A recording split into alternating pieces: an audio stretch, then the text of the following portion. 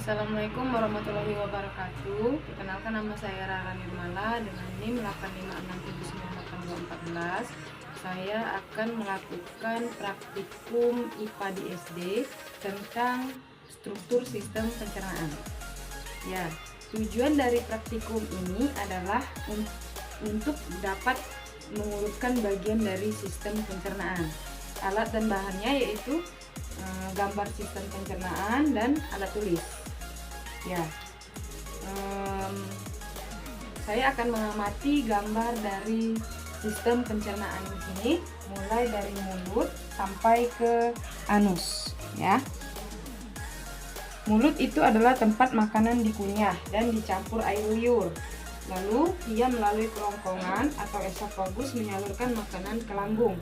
Lambung mengelola makanan dengan gerak otot dan enzim. Lanjut, usus halus menyerap sari makanan.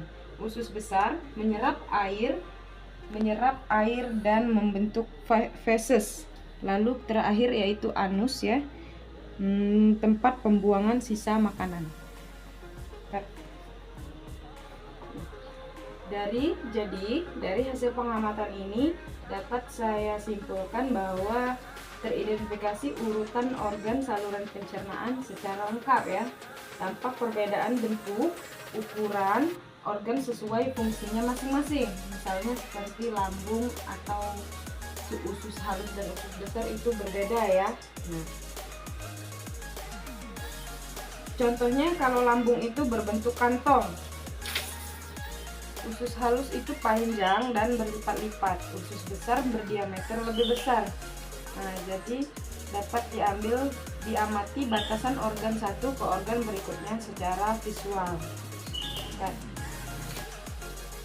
jadi hasil kesimpulan dari saya mengamati gambar ini, struktur sistem pencernaan ini, yaitu struktur organ pencernaan manusia itu dapat diamati secara jelas melalui model anatomi. Setiap organ memiliki bentuk khas yang menunjukkan fungsinya masing-masing. Hubungan struktur dan fungsi organ menghasilkan proses pencernaan yang sistematis. Mungkin itu saja kesimpulan dari praktikum saya tentang struktur sistem pencernaan. Saya akhiri. Wassalamualaikum warahmatullahi wabarakatuh.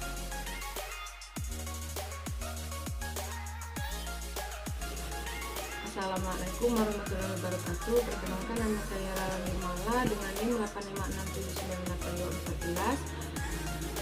Kelas 7C saya akan melakukan praktikum IPA di SD tentang simbiosis, ya.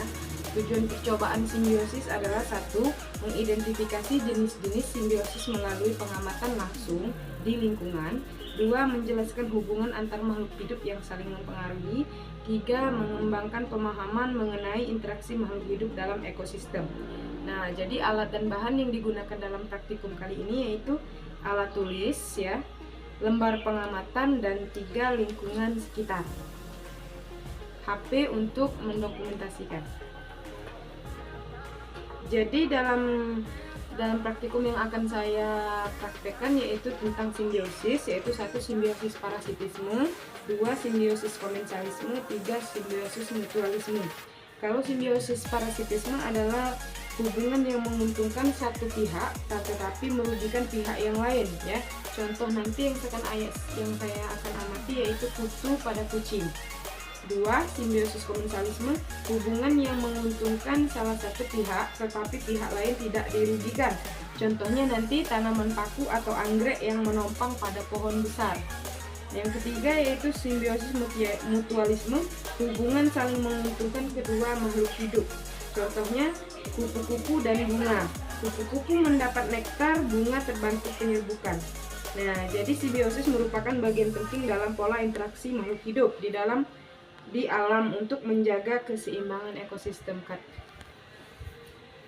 Oke teman-teman, silahkan tonton videonya. Mungkin itu saja saya akhiri. Wassalamualaikum warahmatullahi wabarakatuh.